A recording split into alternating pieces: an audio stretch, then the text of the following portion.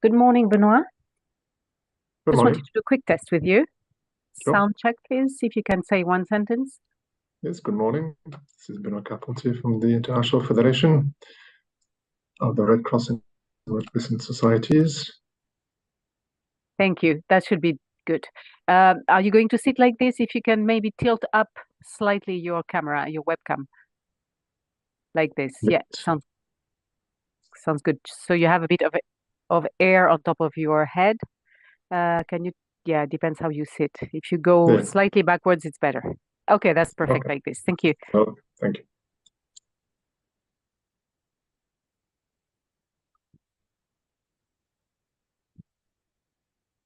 Good morning, Bilal. Can you hear me? Yeah, good morning. I hear you well. Just Do you wanted to hear do me? a very quick sound check as well. If you can say one sentence, introduce yourself, for example. Yeah, okay. Hi, I am Bilal. I'm the regional forensic for Africa, based in Nairobi. Thank you. That's fine. Let's keep it like this. Okay. Alors, attends. Hold on. Could you move? Yeah, we see this little paper that you have behind your Okay. head. I I will, hadn't I will noticed it. remove it. Could you Yeah, could I you will move remove it. somewhere else, or could Yeah, you maybe move in front of the map that you have on your? No, yeah, because we see this paper behind your head, yeah, you yeah. see, so it's a bit disturbing in Okay. terms of video. Yeah, yeah. One. Oh. Like that.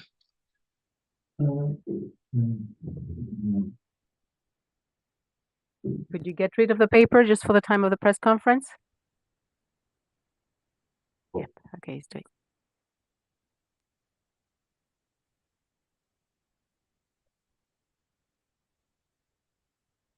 Good.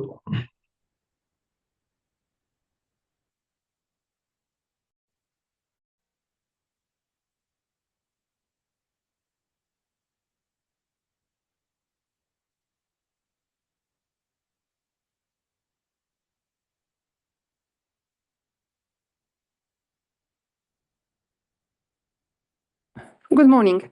Welcome to the press briefing of the Information Service of the United Nations in Geneva. Today is Friday, 15th September.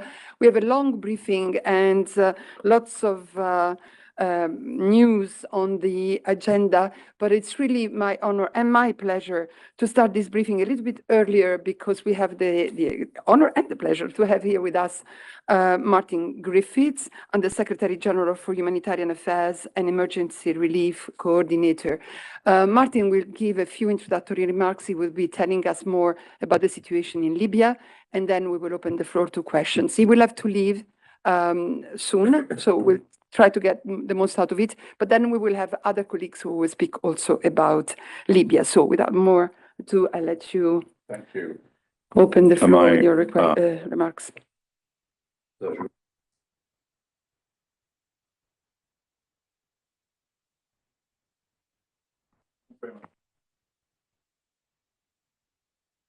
Briefly, I wanted to talk very briefly about Morocco, but also about Libya. I mean, you know, we all woke up towards the end of last week.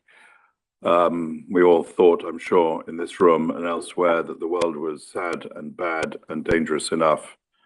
And then we were wrong because of the terrible scenes that we have all been seeing, thanks to your coverage in these last days. And I think we all remember the Syria and Turkey earthquakes, and we remember the trauma from there. And I want to refer to that when I talk about these issues. But very briefly, as an opening remarks, of course, in Morocco, nearly 3,000 lives. Let's be very clear at this stage. It's a classic aspect of sudden onset disasters. The early figures on the deaths, terrible enough in these cases, by the way, frightening enough in these cases, are likely to be overtaken by events as authorities and rescuers get access to the rubble where so many people, or the floods where so many people are buried. So 3,000 lives claimed in Morocco. I'm sure it's an under evaluation, but it's a carefully done one by the authorities. We, like others, are standing by for requests for assistance. In both these cases and all the cases of sudden onset disasters, you have an immediate phase, the first days, where the attention is rightly on finding survivors and also finding those who have not survived and providing for their interment, properly and respectfully. And then the next phase is to provide aid to those survivors, shelter, food, medical supplies, the inevitable health problems that arise that I'll come to in a minute. So in Morocco, I hope we are moving from one phase to the next and that we're ready. I spoke yesterday to the Deputy Foreign Secretary of the United Kingdom, Lord Ahmed. The United Kingdom is present with other aid from other countries in Morocco.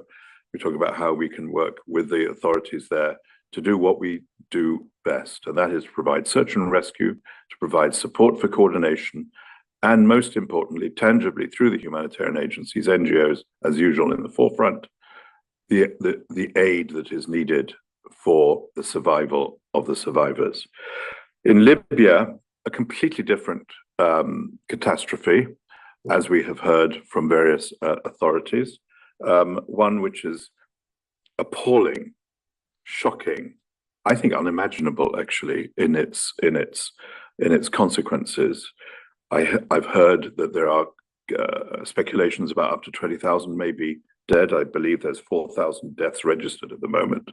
Again, in Libya, where access to Derna is still so difficult, where there's a compounded problem of the problems of the dams breaking as well as the storm breaking from the sea.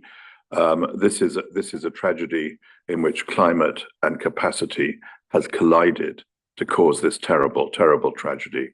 Derna, a city of whatever 100,000 people, 900,000 people affected, and this is on top of the situation in Libya, where 300,000 people in Libya already needed humanitarian aid. Now, we and other agencies are already present in Libya for the humanitarian that's been happening there for some years. We have sent in from OCHA, from my office, from Geneva here, a UN disaster coordination team, 15 people who went to Morocco and then redeployed to Libya, also communications people, also specialists and experts. We will be hearing from other agents, including the Federation of Red Cross, about that. I think the issue for us in Libya is, of course, coordinating with the government and then the other authority in the east of the country. Secondly, discovering the extent of the problem. We're not there yet in Libya. We don't know the extent of the problem. The floods and the torrents and the destroyed buildings and the sludge still conceal the level of need and death. And then sustaining in that second phase, getting the right aid to the right people at the right time. That's where coordination is so important. It's not a bureaucratic issue, it's a prioritization issue. Helping key humanitarian agencies to do the job they do so well elsewhere. But and I'll stop on this, Alessandro. What is so deeply shocking about this is, I think in both cases, and they are very different crises as we know, but in both cases, it's a massive reminder of climate and its presence. We don't need to anywhere in the world, we know that. We face a really, really difficult year ahead, and government capacities are going to be stretched to the limit, as we see in both these countries. Thank you. Thank you very much. Just make one more point. Yes, I'm sorry. please go ahead. We have launched an appeal for Libya, flash appeal yesterday, just over $71 million. This was as quick as we could get it out, given the access. We needed to make the needs assessment.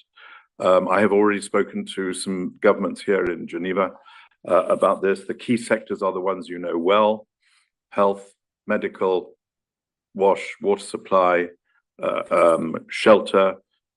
And this is my final point: psychosocial support. I remember in the earthquakes how we talked about the terrible noise that shattered families at 4 a.m. Here, the flood started at 2:30 in the morning on Monday morning, and the trauma of families looking desperately, still days after that awful event happened in the middle of the night, to find if their loved ones are alive or dead. We've heard stories of families who've lost 50 or more family members. As I said at the beginning, Alessandra, this is unimaginable. And we must keep our solidarity very clear with the people of Libya and Morocco. Thank you, sorry. Indeed, Martin, thank you very much. And thanks for mentioning the issue of climate. And we'll speak more later of the Climate Ambition Summit convened by the Secretary General on the 20th of September. But now I'll go to questions, first of all, in the room. And I'll start with Catherine Fiancon. France 24, French channel. Yes. Voilà. Merci beaucoup.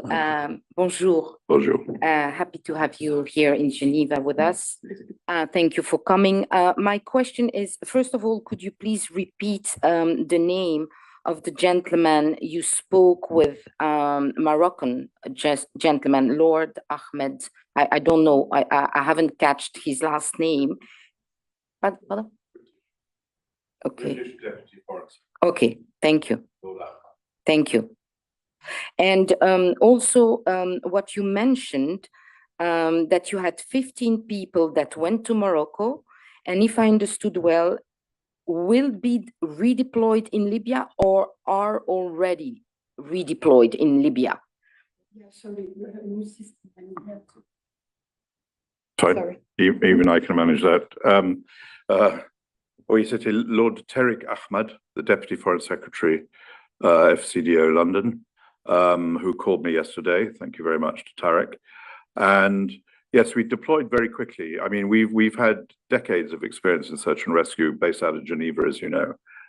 And we deployed what we call an UNDAC team, disaster assistance coordination team, 15 people led by a very experienced OCHA staff member. We also deployed some of our own key staff from the region to help those there. In Libya, we had humanitarian staff already. We have a very, very experienced humanitarian coordinator, Georgette Gagnon, who I think will be on the line later, who I know very well from working together in the past. That we decided, with the consent also of the understanding of the Moroccan authorities, to redeploy that team, and they are now in Libya. And they are progressing. I don't know where they are exactly geographically. I was told coming in there in Benghazi, but they're on the way clearly to the epicenter, and they will help the Libyan authorities on coordination. If you don't have coordination, there's chaos, and that loses lives. Thank you. Thank you very much. I'll continue in the room. Chris and then Mohammed. Chris, AFP. Christophe, Agence France Presse, thanks for taking my question. I actually have two. One on Morocco. Do I understand correctly that for the time being, you don't have green light to go into the country with like real means of help? And the second one is on Libya, if I may. It seems that access is really difficult, and there is talk. I think the mayor of Derna offered to, or suggested, to open a maritime route to go. Does that seem plausible to you? Is that something you're working on? And what kind of means do we need? Are we talking about, you know, French or Italian Navy having amphibious boats coming? Thank you.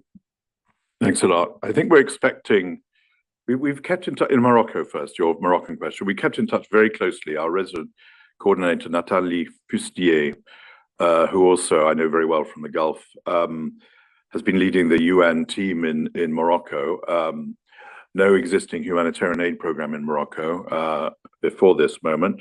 And so we're keeping very close touch with the line ministries, the foreign ministry, and so forth. And so it was with their agreement that we redeployed our team, as I mentioned. We are expecting and hoping, but expecting from our discussions with the Moroccan authorities, that the request for assistance will go out with today or tomorrow. I mean, you know, very soon, because as I said, Morocco is moving from one phase to the next.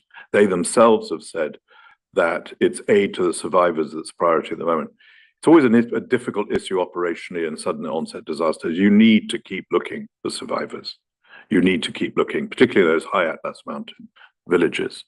But the focus on survivors, because they are identified, and helping them avoid the sort of medical threats that are natural in these circumstances are very important. So we're hoping to have that. In Libya, yes, I heard that the mayor said that. It makes complete sense. I don't know directly myself firsthand the arrangements that would need to follow, but it makes complete sense. You've got obviously maritime access. You would ship in aid, as well as, and typically what you do is you don't choose one route over another. You do all of them. You still keep coming in from the land. You still keep finding the people who are fleeing south from Derna towards aid, away from the city. So you need to support them as well. But certainly adding the maritime option makes complete sense. Thank you very much, Mohammed. Anadolu once. Thank you so much. As you already mentioned, we have witnessed two different disasters in Morocco and Libya.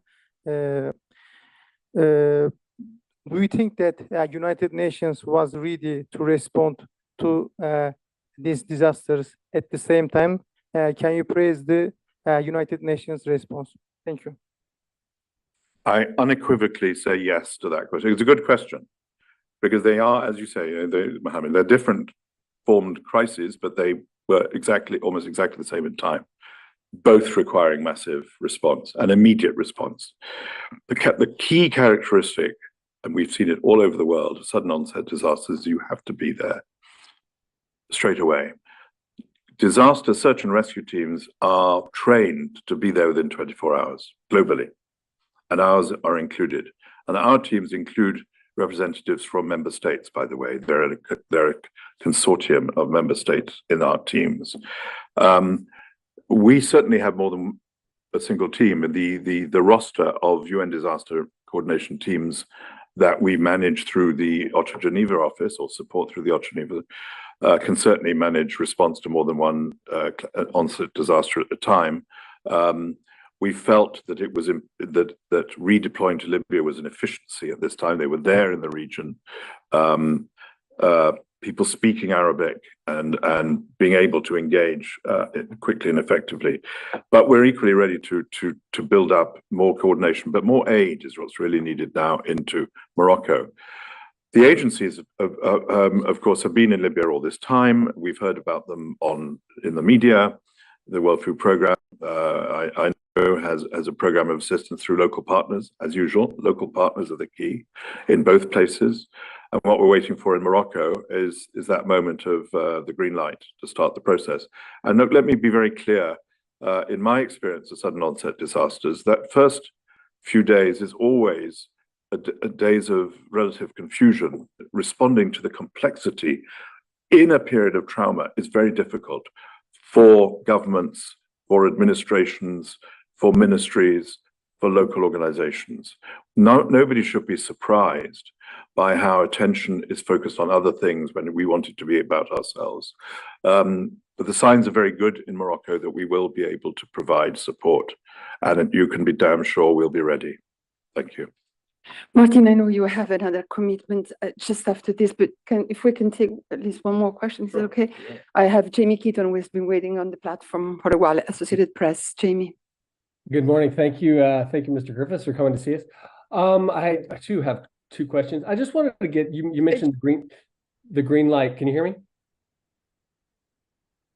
Can you hear me? Can you nod if you can hear me? Yeah, just go ahead, Jamie. Go ahead. You can hear my question? Yeah, go ahead. Great, thank you. I wanted to just ask you about both situations. One, very quickly, you mentioned the green light. I mean, there's been a little bit of a hand-wringing and a little confusion as to why international aid, particularly UN aid, was not called for right away. You've mentioned you're waiting for the green light from Morocco, and you've said on numerous occasions that coordination, which is your expertise, this is your expertise, you're the coordinator. How surprised were you that the call was not made to OCHA to get more involved in this, being that this is your area of expertise?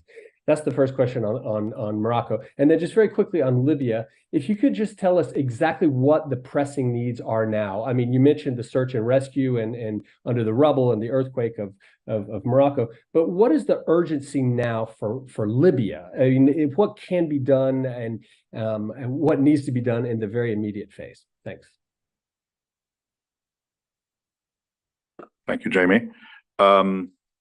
Two very relevant questions. In Morocco, we stood by. It's important that the government, which has primary responsibility and frankly has the resources needed in any country, the primary resources needed to respond to the needs of its citizens, needed to be clear on its own organizational arrangements, on getting access to its people. And Morocco has a very distinguished history in recent years of building up very deliberately, putting a lot of investment into its response capacities. And they were very clear with us that they needed to avail themselves of their own highly developed assets. And they didn't need us at the beginning, but the beginning is only last Saturday, and we're not that late, much later now. So I don't have any critical remarks to make at all. We are ready to work, and we're ready to provide support on coordination. And critically, OCHA is not the primary player here, and critically for the agencies to be able to provide assistance. And it is only in the recent day or so that in Morocco, the shift has been from finding survivors to helping survivors survive. And that's when aid is of the highest importance. It does lead us on to the second question about Libya. And one of the things that we need in Libya, as we saw in Syria, for example, in the Syrian earthquake in February, is the need for equipment to find people in the floods and the sludge and the damaged buildings in Derna and its environs. But also we need those priority areas are shelter, food, key primary medical care, because of the worry of cholera, because of the worry of particularly in Libya, the worry of lack of clean water. That's a huge threat to the lives, particularly of children, which is why UNICEF and others are there. But also, so the clear core business of humanitarian response, food, shelter, healthcare, but also in a disaster like this, and Libya, as well as Morocco, but Libya is going to be a huge issue, is psychosocial care. As I said, Alessandro, in my remarks, and as I've seen in the privilege I've had of going to some of these places of tragedy, the damage, the trauma, the unimaginable way in which people are required to get up in the morning and deal with a family which is 3/4 of which have lost their lives, in a situation in which all their property has been torn away, in which they have no money, they don't know where to sleep, how are they going to get food? The psychosocial trauma in these moments of crisis are the hidden story that needs so much attention. And humanitarian agencies are well equipped to deal with this. They've all seen it everywhere before, but we're going to see it very, very importantly, I think, in Libya, because of the specific nature of this complicated moment on that Monday morning at 2:30 a.m. with the storm bursting and the dams breaking and taking the lives of God knows how many people we eventually discover. Let's pause a moment just to think of them. Thank you. Thank you, Martin. I'm sorry for the journalists who are queuing with questions, but Martin really has to go, and we really thank him for having been here, and come back whenever you want. You're always very welcome by our journalists. Thank you, Jens.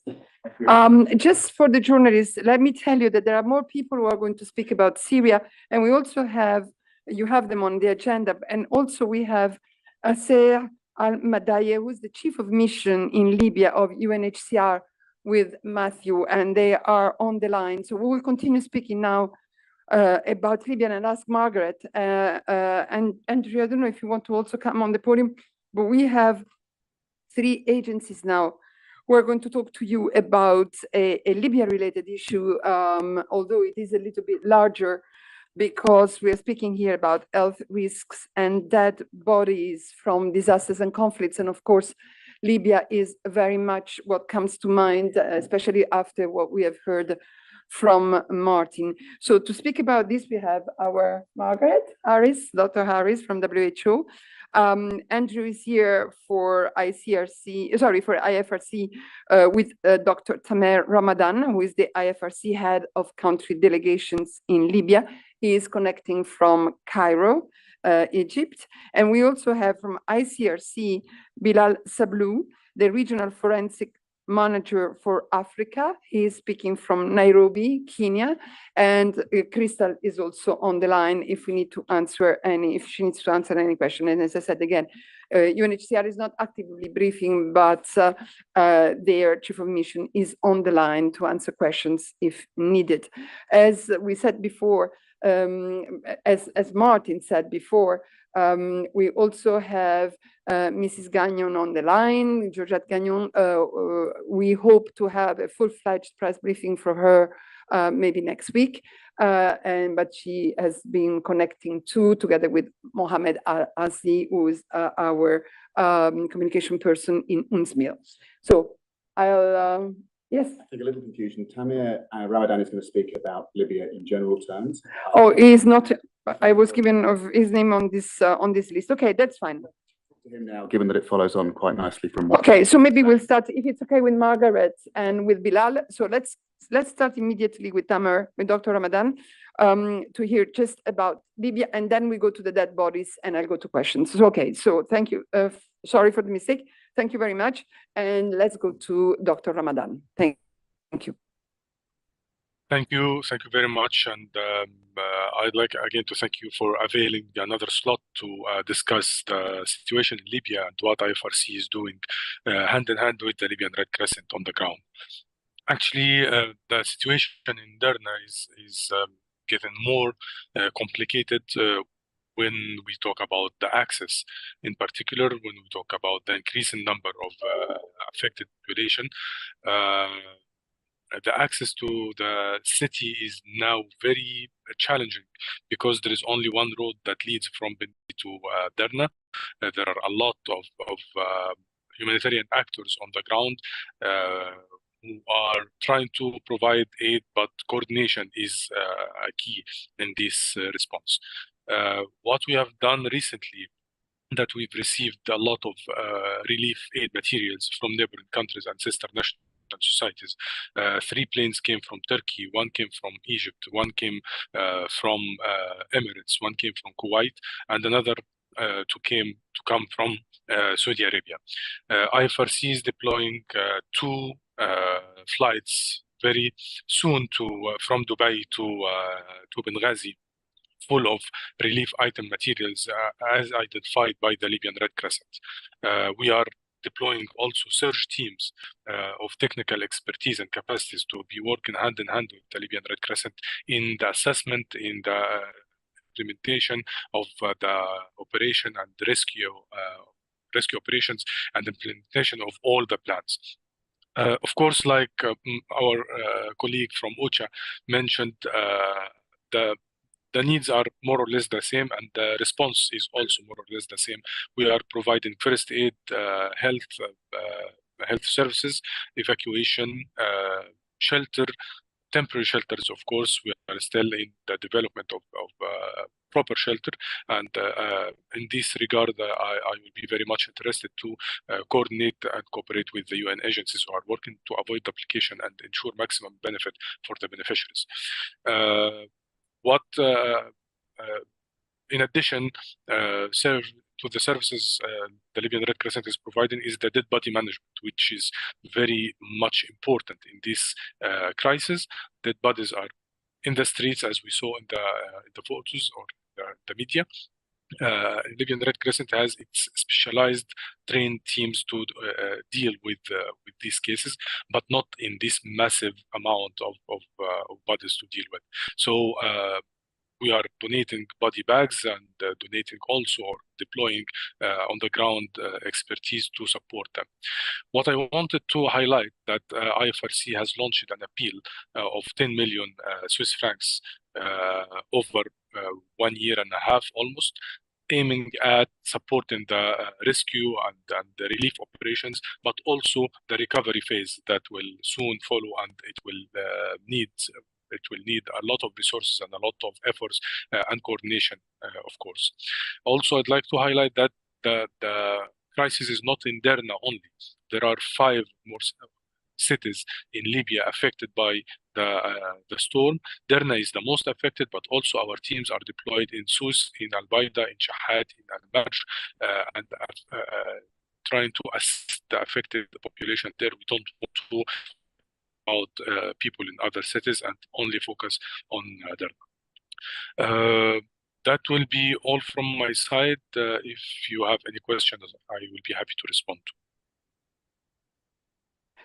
Thank you very much. I see there are questions. I know that Emma and Nick were hoping to ask these questions to Martin, and that was not possible. But Emma, I'll give you the floor if you want to ask any question to Dr. Ramadan or maybe other colleagues who are involved in the Libya operations. Emma Farge, sorry. Emma Farge is our correspondent from Reuters. Yes, sorry, it was for Martin, but I was wondering, do you still have hope for finding people alive in Libya at this stage? And I would also like your thoughts on coordinating aid. What experience have you had with the challenges of dealing with the two sides, and has that really delayed aid efforts? Thank you. Yeah, thank you for your question. The hope is still there, is always there to find people alive. However, if time passes with no signs or no communication, this might be not a very good sign. However, due to the cut of communication, maybe some people are away from the places that they should be, and they are not able to communicate with their relatives or their beloved ones to announce that they are safe. Hope is still there. By time it's diminishing or decreasing, but we will always have hope and faith to find people alive. For your second question about the division and if it's affecting the relief operations, the division has been there for more than 10 years now, and I'm confident to say that it had never affected the humanitarian operations of the Libyan Red Crescent or IFRC. We do have very good relationship with both governments, with authorities on both sides, and they know that we do have our role as humanitarian, neutral, and impartial organization. So they have never hindered or blocked our operations. More in this regard, we hear that the government in the West is deploying medical convoys and supporting aids to the affected people in the East. And this is a very good sign, in my opinion. This is the time for solidarity, not for anything else. Thank you very much. Let's go to another question on the platform. Nick Bruce, New York Times. Yeah, good morning. Thank you for the question. You mentioned that there are more cities than just Derna are affected. I wonder if you could give a sense of the overall population in the affected region and the kind of support that will be needed longer term also for that broader population. And secondly, following up a little bit on Emma's question about the two governments, I just wondered, is there a central coordinating body just now? And this is a question perhaps also for Dr. Tamer and Georgette Gagnon. Who are you actually dealing with? And in the recent past, there has been concerns or been reports from Libyan media of armed groups who have, run interference with humanitarian aid deliveries around the country. So I wonder if you're having any experience of that at this point. Thank you. Thank you for your question, and I'll start with the second point. With whom do we coordinate? We coordinate with the authorities existing in the area we are working in. That means the authorities of the government in the East, and this is well known and appreciated by the government in the West. And Libya is a very special context. The communication and coordination at the field level may be sometimes more efficient and more important than the biggest or the coordination on a bigger level. For your question, if there is a central coordinating body or something like that, not up to my knowledge, and it's not implemented or not in place. There is a higher committee for the crisis on the level of the government in the East that have representatives from all organizations supporting the crisis in the East, and they are controlling that front. Thank you very much. And again, if any of the colleagues who are online want to intervene, just raise your hand. I'll go to Christian Ulrich, DPA. Thank you, Dr. Ramadan. My question is on the figures. Since you have the most teams on the ground, I think, can you give us an update on what you hear from your teams, how many people have died and are still missing? And my other question is, has any of the material that was donated and has been sent by plane, has that actually arrived on the ground in these 5 cities? Thank you. About the numbers, we do have many sources of numbers right now, and you can see it on the media. So the definite numbers will be available upon the finalization of the assessment on the ground. Then it will be available to publish and to share with all the media. Right now, talking about numbers, while the people, the groups or the teams on the ground are still doing their assessment and counting and registration, it will not be definite or accurate. Your second question about the aids or the materials, has they been arrived to the field? Yes, and in Derna it was kind of a chaos, because a lot of relief aid has arrived to the city from many different organizations, including IFRC and its partners and other contributors to the crisis. In the beginning, it created a lot of chaos where they or how they are to be used, or to whom it will be delivered or distributed.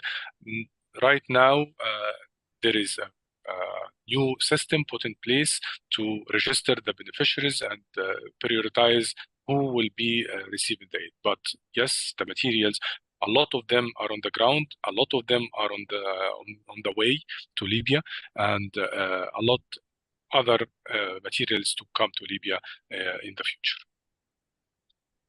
Thank you very much. Thank you very much. Christian, you have a follow-up? Yes, sorry, I come back to the numbers, because on Tuesday you told us that 10,000 people were missing.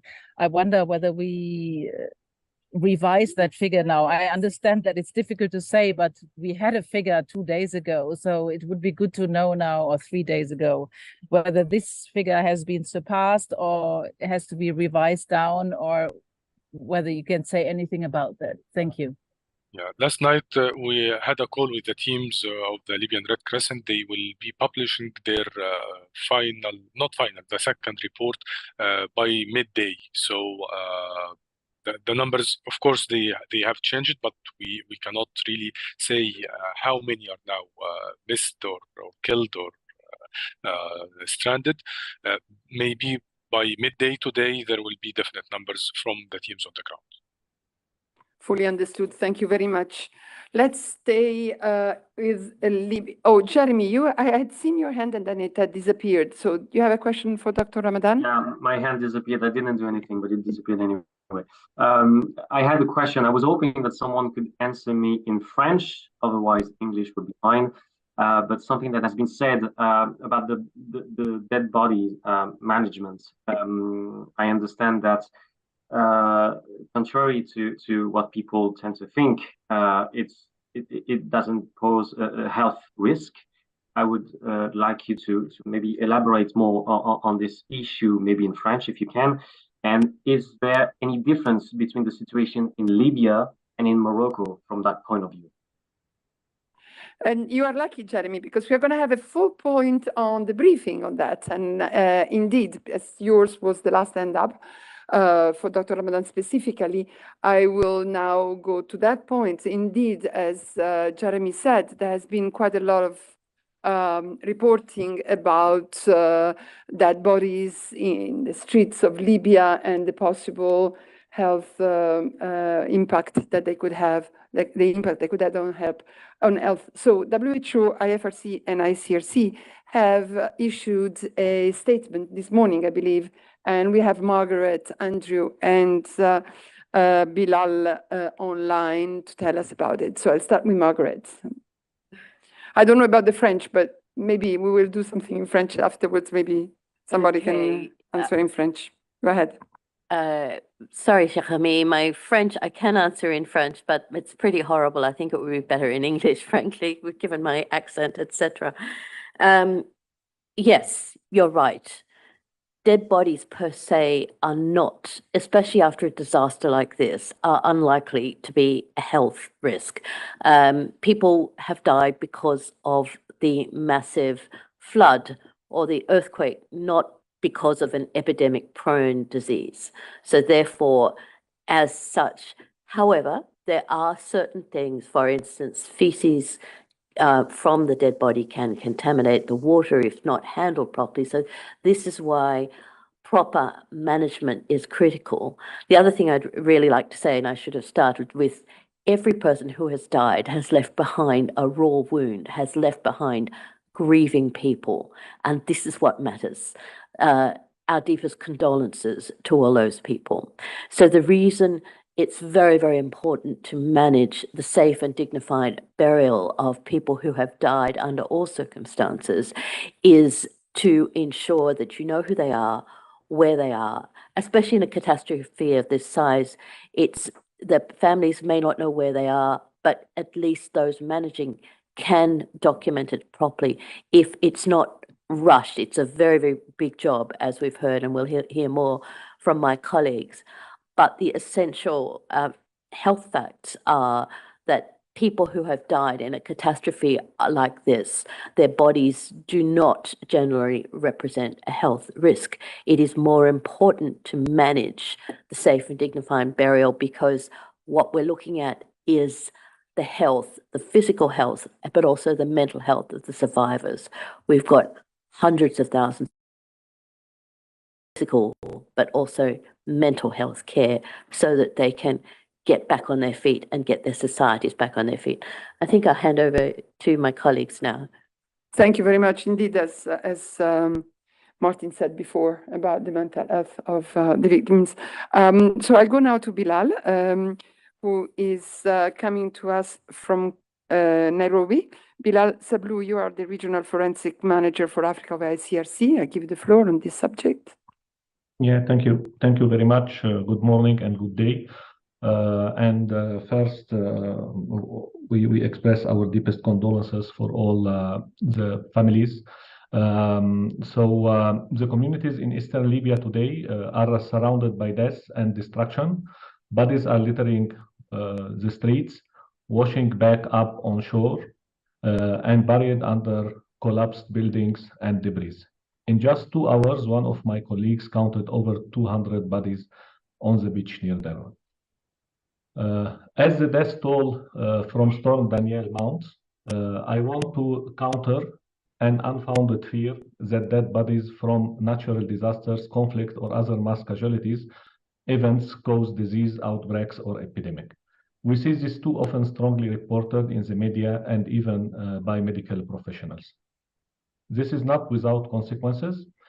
What we see as forensic specialists working on the ground in the wake of disasters like Storm Danielle and during armed conflict is that this misunderstanding often pushes people to hastily bury the body and make it more likely that people will go missing, leaving their loved ones in anguish for years to come. The sheer number of bodies makes responding to the forensic needs in Derna and surrounding area already extremely difficult. My fear is that this misinformation will make this work even harder for the Libyan Red Crescent volunteers and authorities, who are on the forefront of managing the dead in the wake of this devastating disaster. Bodies need to be documented and buried in labeled body bags. Graves need to be mapped so that there is record of who is buried there. The efforts make it possible for loved one to later recover a body and have the closure of a private burial. They help prevent people from going missing forever. The ICRC today sent a cargo flight from Geneva to Benghazi with over than 5,000 dead bodies to help authorities and Libyan Red Crescent volunteers in the dignified management of the dead. This comes after depleting all the stock that we had in country in recent days. The work to recover and bury the dead will take time and can be dangerous. As the recovery effort continue, other supplies like pickaxe, hard hats, and equipment to uncover bodies from rubble will be needed. Those involved in the recovery of bodies could also be at risk from injury from unexploded ordnance which moved with the flood water. We will be doing whatever we can to help this effort with supplies and technical support. The ICRC team, along with our Red Cross and Red Crescent partners, will also be working to dispel this unfounded fears and misunderstanding so that communities can mourn their deceased loved one without fear and can have the closure that they need and deserve. Just a short while ago, together with my colleagues from WHO and the International Federation of Red Cross and Red Crescent, we distributed a new release with further facts about dead bodies and public health. Thank you for your time, and I'm available for any questions you have. Thank you very much, Bilal. And last but not least, IFRC, indeed, you wanted to tell us about this release. Yes, I'm just here representing Gwen Ema, who is our Senior Officer for Public Health and Emergencies and Head of Emergency Operations for the Moroccan earthquake response. And I'm going to read a quick statement from her. An unnecessary rush to dispose of bodies of those killed in disasters or conflict deprives families of the opportunity to identify and mourn loved ones, while providing no public health benefit. Dignified treatment of the dead requires appropriate time to identify the deceased and mourn and perform funeral rites in accordance with local cultural and social norms. Thank you very much, Andrew. So I'll start with the question, but we will also, just as a heads up, we will also hear more on Morocco from Benoit in a moment. Okay, so let's start with the room. I see Catherine. For our colleagues, Catherine Fiancon is our correspondent of France 24, French channel. Yes, good morning to all of you. Could I kindly ask Mr. Bilal Sablou to send his notes as quickly as possible? It will help us. And sir, you too, what you just read. I would like to come back to the question of my colleague, a previous question about the bodies and the situation of the bodies, the difference between Morocco, the result of an earthquake, and the result of floods. How do you handle that? Okay, I know that you're more in the field in Libya, but could you explain us what the risks are, the different risks and the differences of the risks? Thank you so much. Who wants to pick this up? Margaret, or maybe Benoit, you're speaking about Morocco later on, but if you want to intervene, just raise your hand. So I'll start maybe with Margaret. Essentially, as I said, in a catastrophe like this, people are going about their normal lives, and most of them, vast majority, are healthy people whose lives have just been cut short, whether it's in an earthquake when you're crushed beneath rubble or in floods like this. Now, there is one difference. In floods, you've got a lot of standing water. It doesn't mean the dead bodies pose a risk, but it does mean that the water itself is contaminated by everything. So you really have to focus on ensuring that people have access to safe water, and Martin Griffiths really emphasized this, that the water and sanitation work, but it's not, and you can get some contamination from the contents of the bodies, of the guts of the body, so you can get a risk of diarrheal diseases, but it's not the dead bodies that are the main cause of that risk. It's everything else that's in the water. It's the mud, it's the chemicals from the houses. So in other words, it's not about getting the bodies out of the water and then saying fine. It's not drinking the water and ensuring you have a safe water supply. Very clear, Margaret, and let's see other people intervening. Okay, so let's go to next. Yes, you have a follow-up? What are the risks for bodies when there's an earthquake? What are the priorities? So I think it's the same thing, but I think I refer to my colleague, our colleague in Morocco, because he's dealing specifically with that. But again, the same thing, safe and dignified burial. The important thing is to identify the people, know where they are.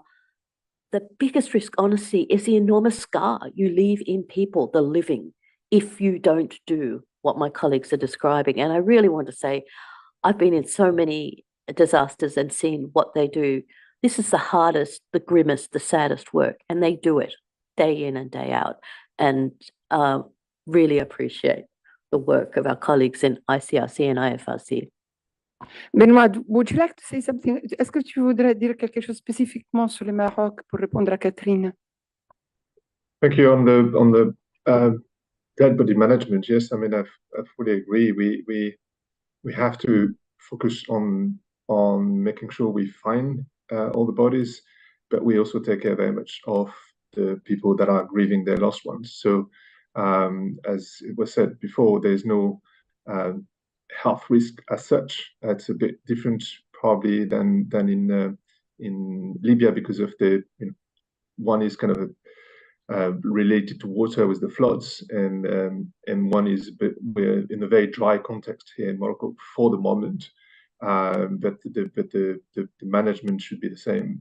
We should be manage safe and dignified burials, making sure we support people that have lost their loved ones. That's the main focus. Thank you very much. Benoît is talking to us from Marrakech in Morocco. Cathy, we have a lot of questions. Oui, mais comme Benoît est francophone, pour la télévision et la radio, ce serait vraiment bien qu'il nous répète ça en français. Il va nous briefer sur la question au Maroc tout de suite après. En français. Finit. Oh, peut-être qu'on va lui demander de faire une partie en français. Mais j'essaye de terminer cet item parce qu'on a le Maroc, puis on a d'autres speakers qui attendent. OK, Paola, cette fois, je t'ai vu. Paola Duprat, sorry, for before, Geneva Solutions. Yeah, actually, this was a question for Margaret, just sort of going back to what was discussed earlier, and wanted to understand a little bit how the coordination is when it comes to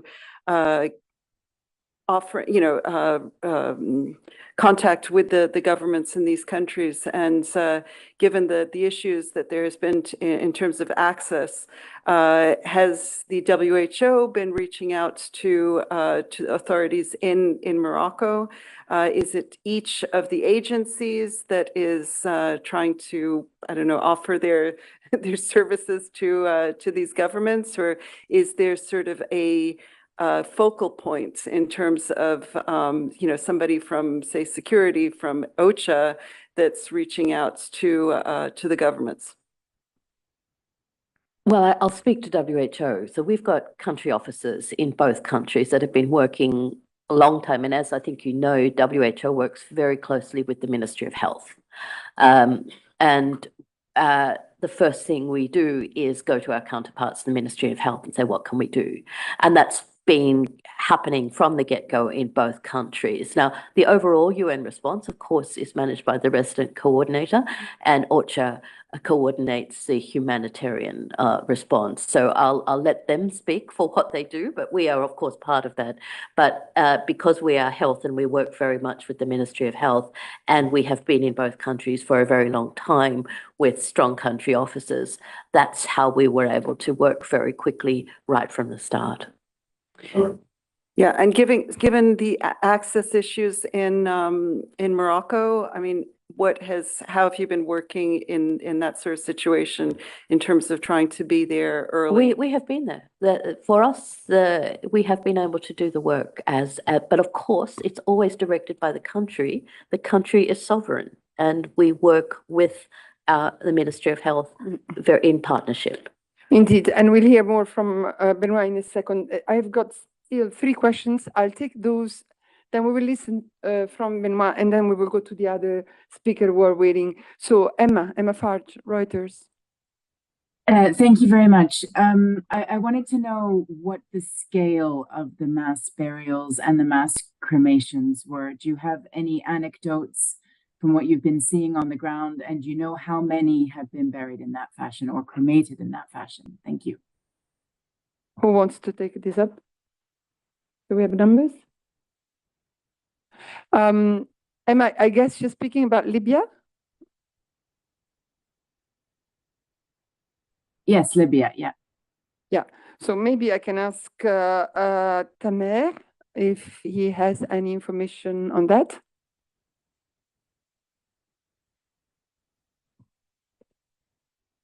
I'm not sure if Tamer is still there, but if we can take that question and come back to the journalist who asked it. Okay, fine. Later. Thank you very much.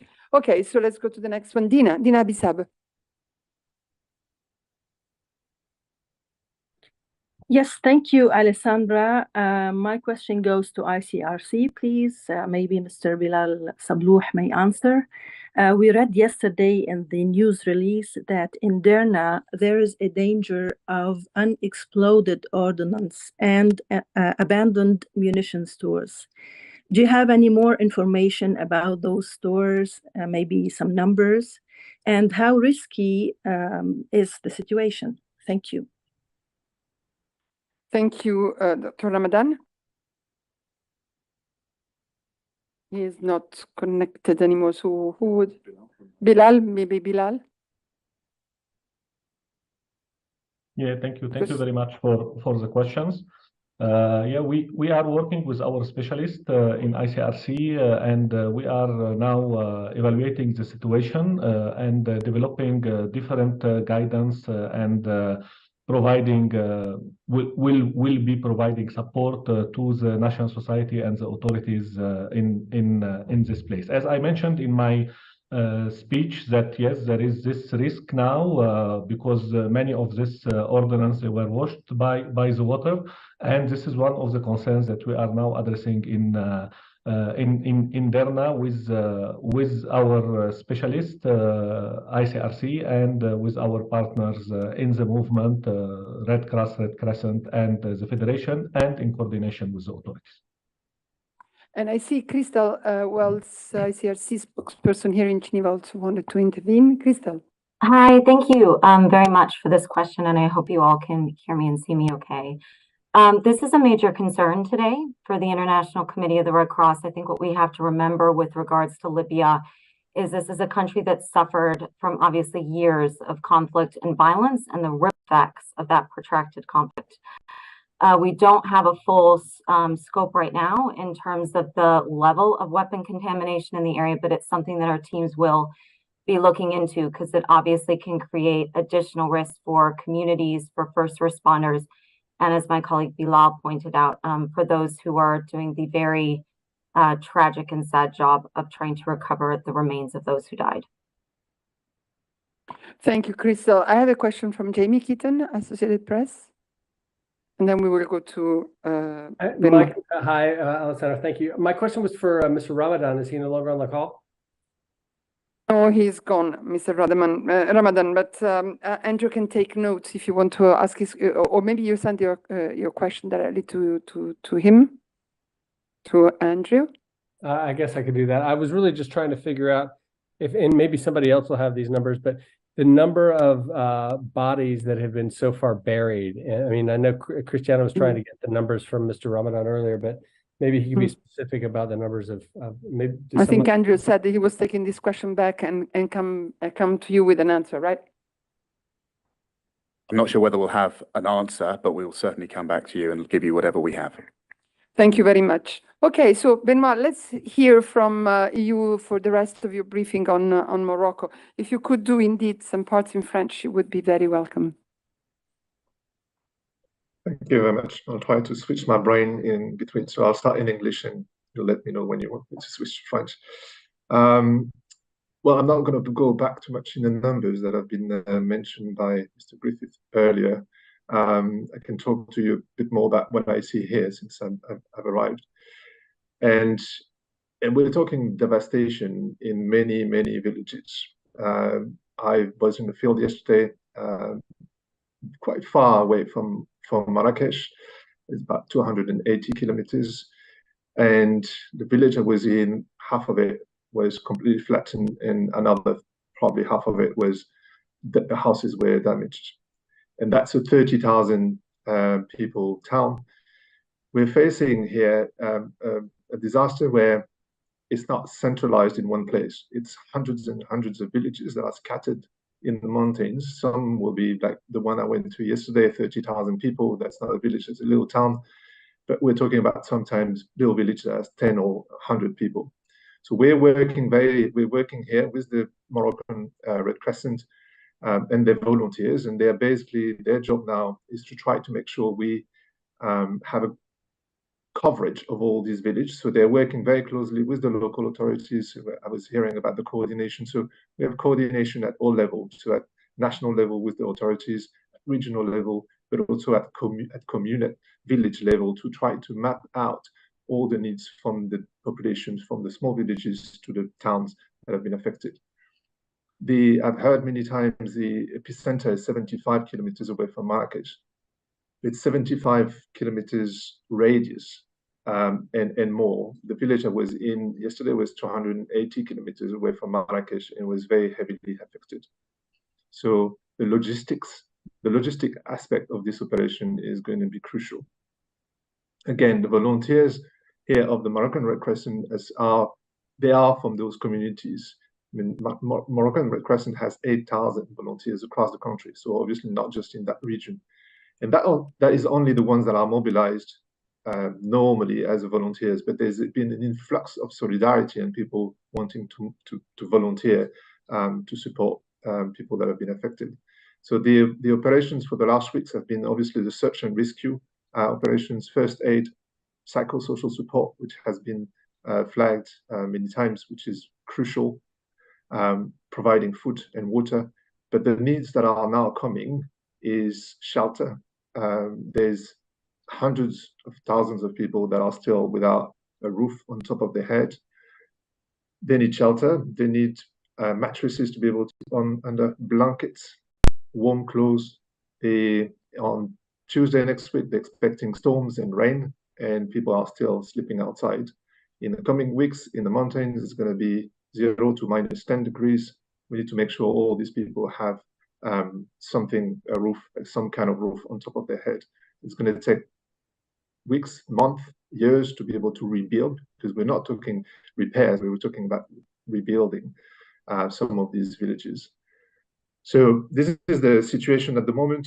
We're deploying teams here for water and sanitation and hygiene, which is one of the crucial points in this response as well, and the logistic emergency unit that will be deployed in the coming days.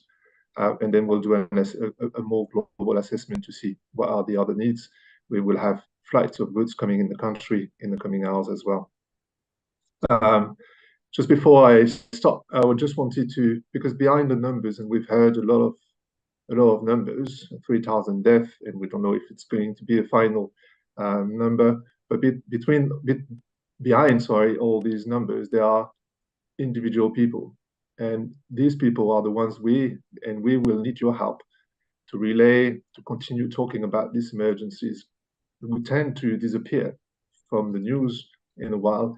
All these villages and the people in these villages. Yesterday, I met with a person called Sahid. Sahid is 39.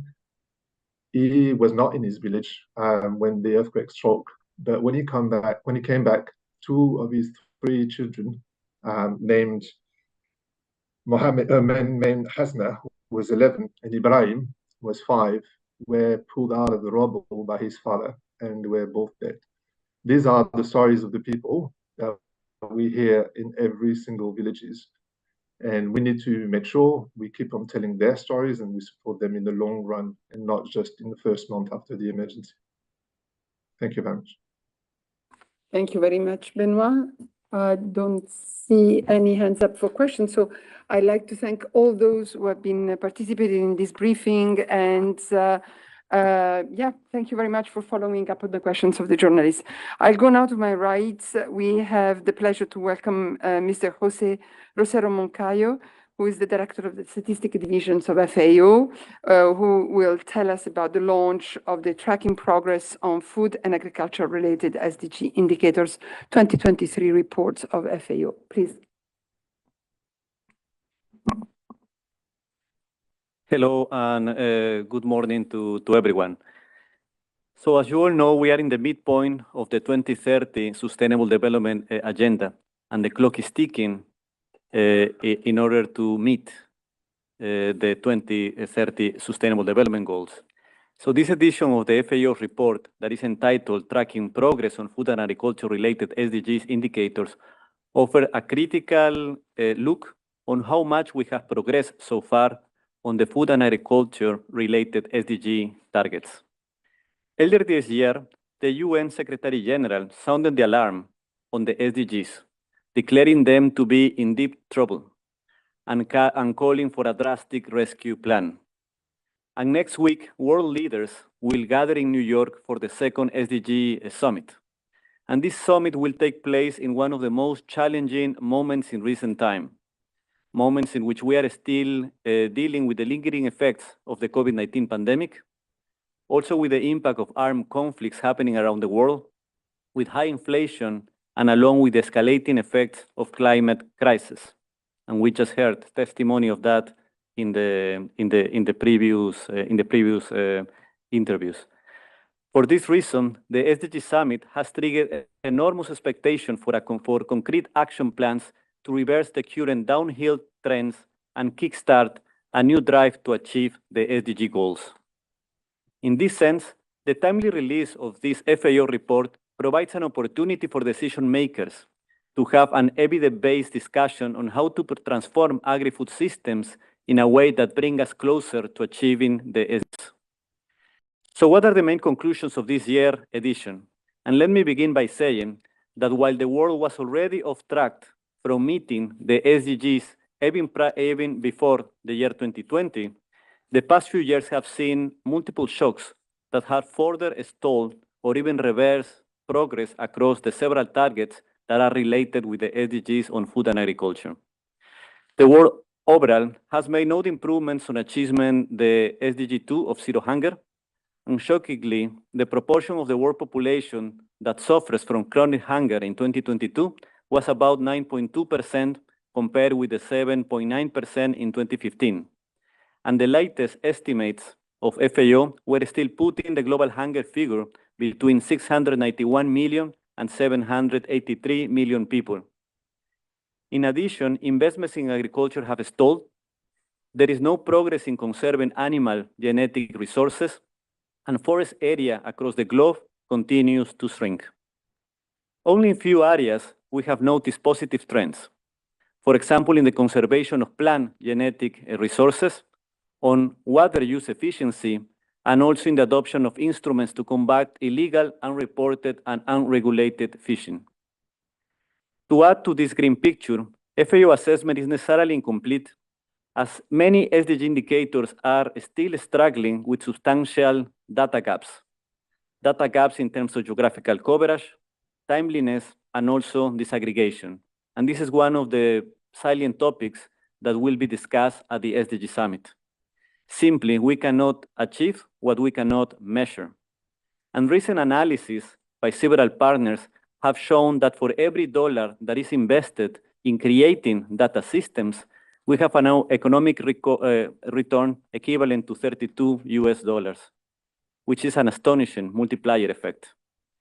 Therefore, there is the need to speed up investments in data generation and capabilities, in particular in less developed countries, to be able to guide transformative change.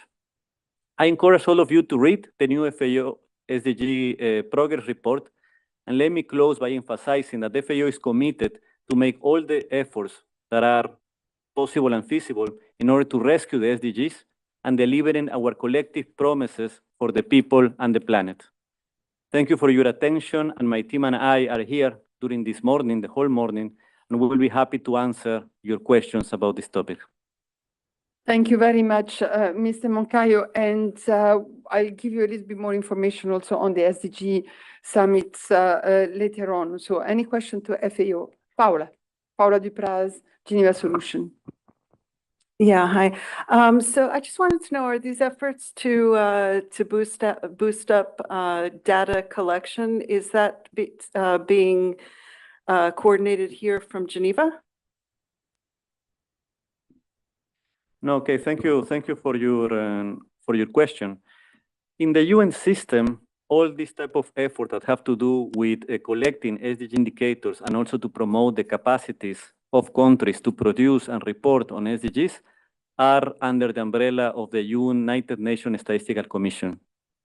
Every single one of the 231 SDG indicators has a specific custodian agency that is responsible and is responsible for advancing on the methodologies of these indicators, but also, and more importantly, to promote activities of capacity development at country level for countries to do this. So there is a very well coordinated effort in which every single one of the United agencies that are custodian of these indicators work. Thank you. Other questions in the room? Katrina? I saw your hands moving now. Okay, any question on the platform? I don't see any. So thank you very much, Mr. Moncayo, for this interesting insights in the report.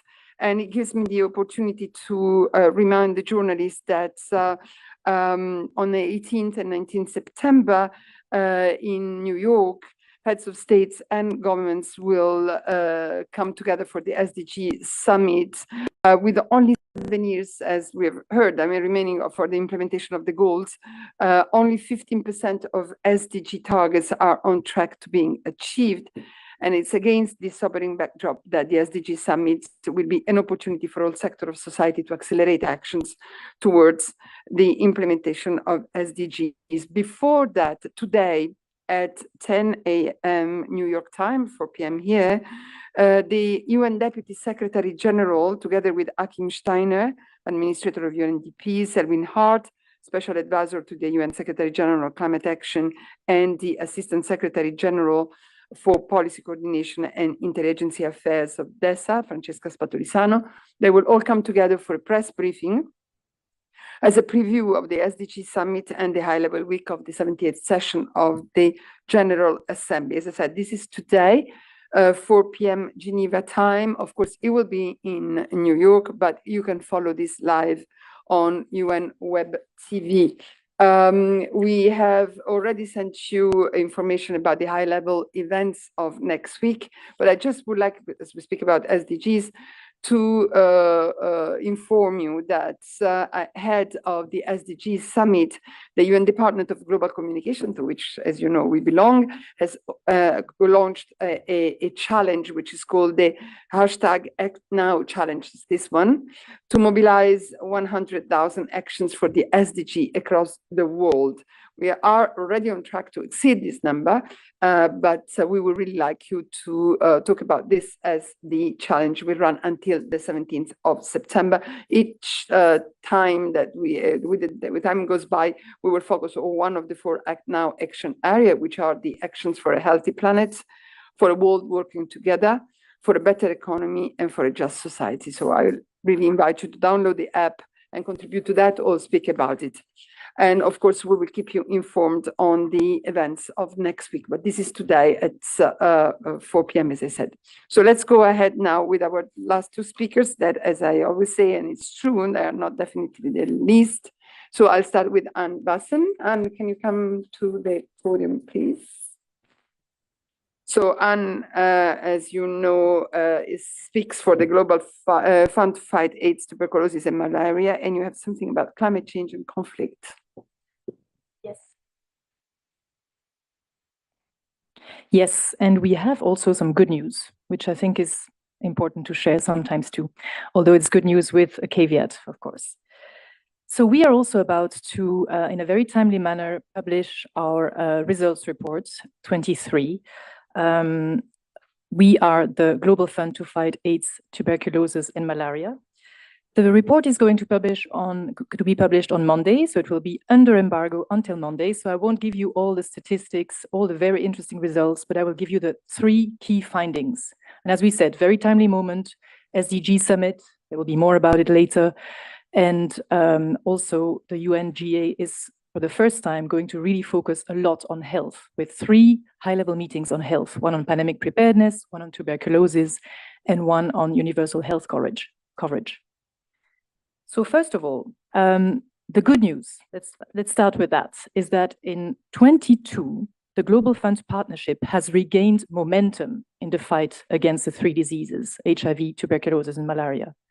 We had big setbacks from COVID-19, and now we can say that we put more people than ever on antiretroviral treatment, ARV for HIV, that we found and put on treatments more people than ever with TB, and that we distributed a record number of mosquito nets to prevent malaria.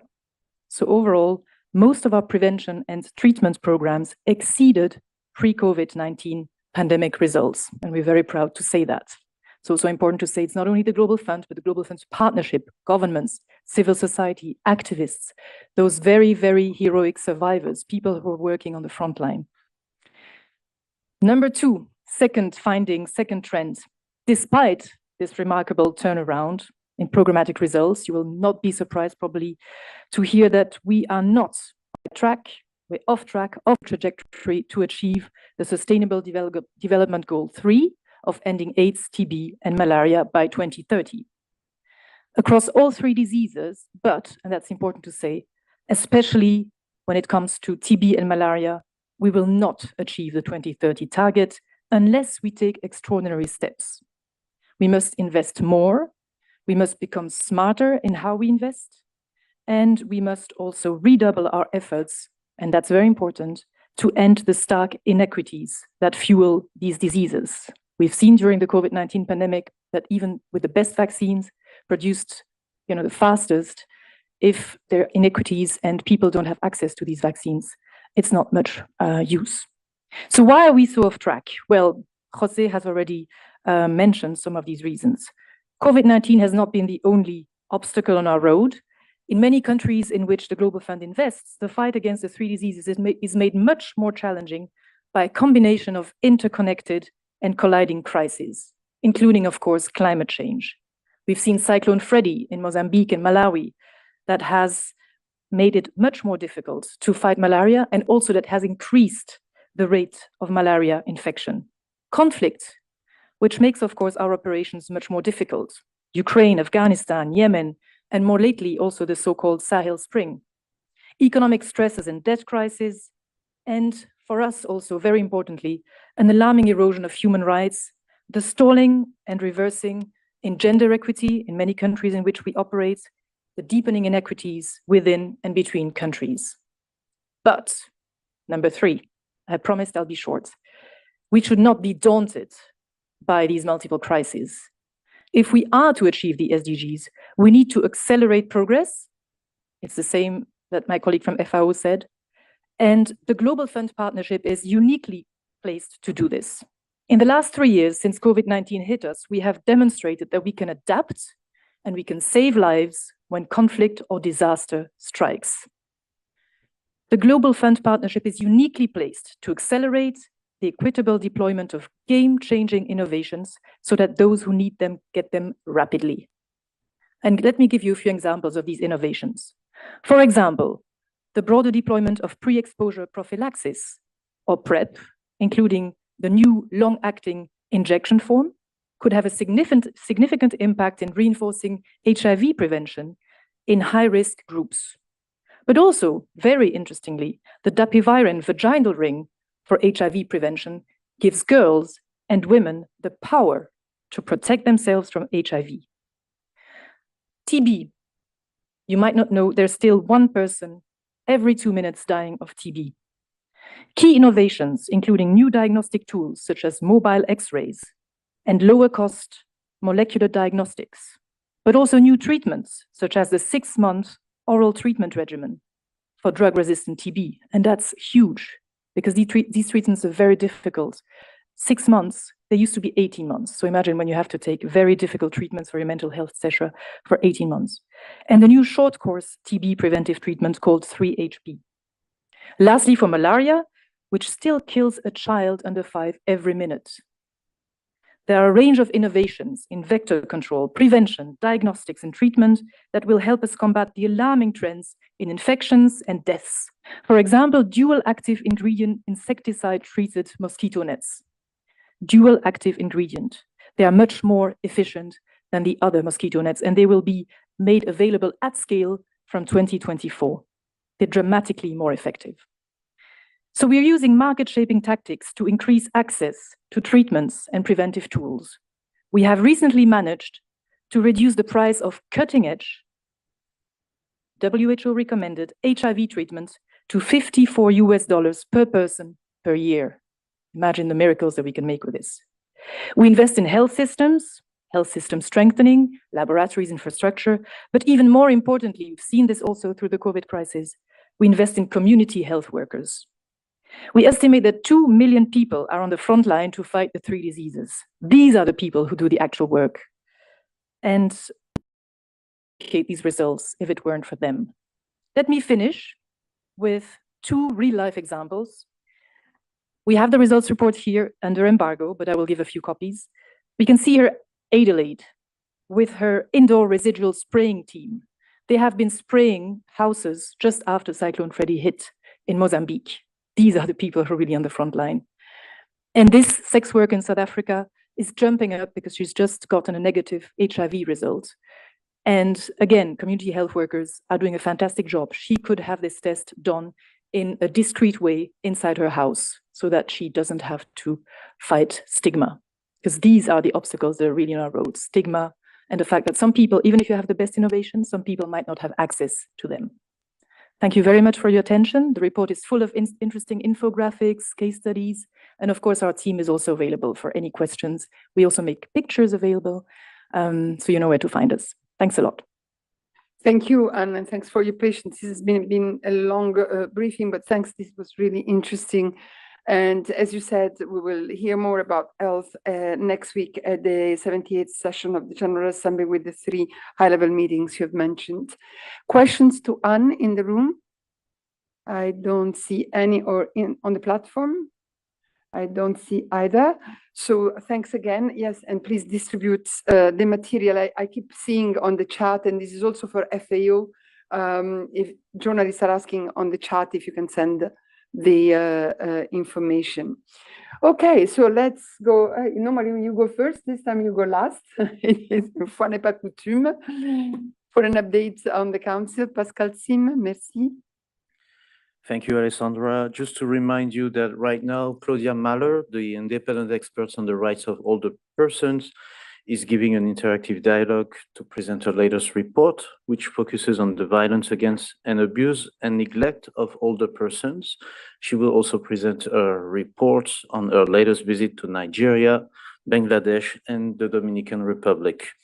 And this afternoon around 4:15 p.m., Deputy High Commissioner Nada Nashif will present the OHCHR report on economic, social, and cultural rights in the context of the COVID-19 recovery. Just want to remind you that in this room at 1 p.m., the Special Rapporteur on Unilateral Coercive Measures, Alena Duhan, will present a report on the impact of such measures on the right to health, as well as on the report on a recent visit to Syria. And on Monday, the Human Rights Council will hold interactive dialogues with 3 special procedures mandate holders, starting with the Working Group on Arbitrary Detention that will present its annual report, as well as reports on its recent visits to Botswana and Mongolia. It will be followed by an interactive dialogue with the Special Rapporteur on Slavery, Tomoya Obokata, whose latest report focuses on homelessness as a cause and consequence of contemporary forms of slavery. He will also present a report on his recent visit to Costa Rica and Mauritania. And we will conclude the program on Monday with Livingstone Sewanaya, the independent expert on the promotion of a democratic and equitable international order. His report addresses the representation and participation of youth in international governing body, and he also has a report on his recent visit to Georgia. And one last point regarding investigations mandated by the UN Human Rights Council. As you probably saw yesterday afternoon, the independent international fact-finding mission on the Islamic Republic of Iran issued a press release on the 1-year anniversary of Jina Mahsa Amini's death in custody. The press release is on the fact-finding mission's webpage. And this coming Monday at 1:30 p.m. in this room, the International Commission of Human Rights Experts on Ethiopia will be giving a press conference regarding their latest reports to the Human Rights Council. My colleague Todd Pittman will moderate this press conference. Thank you. Thank you very much, Pascal. Any questions for the Council? Don't see any in the room or online. So thank you very much. Good luck for next week. I have a few announcements. First of all, as I was saying before, we have this press conference by all the people I listed today as the preview of the SDG Summit. So we've sent you the media advisory. In the media advisory, you also find some information and a lot of links to the other high-level events of next week in New York in the framework of the 78th UN General Assembly session, and there are also media contacts for those who would like to get in contact with our colleagues in New York on the SDG aspects of the activities of next week. Here in Geneva, we have heard about the Human Rights Council. We also have the Committee on the Rights of the Child that is concluding this morning its review of Togo. And next Monday, the committee will have a public meeting in the Palais des Nations to launch the General Committee Comment 26 on children's rights and environment, with a special focus on climate change. The Committee on Enforced Disappearances that opened this week its 25th session is reviewing this morning the report on the Netherlands, and next Monday morning at 10 a.m. we'll start the report of Nigeria. The countries to be considered are stopping here. The others have been examined from the 11th of September. You'll find more information on that on our website. The OHCHR is giving today at 1 p.m. a press conference on the impact of unilateral coercive measures on the right to health, as we have heard Professor Alena Duham. And then I wanted to remind you that on the 21st of September, we will hold here at the Palais des Nations the 11th Geneva Peace Talks. This 11th edition is focusing on the International Day of Peace official theme, which is Actions for Peace, our ambition for the global goals. As of course, it coincides with the SDG Summit in New York. You may remember the format of this particular event. It's a series of short 8-minute talks where speakers share their vision and stories of peace with the audience.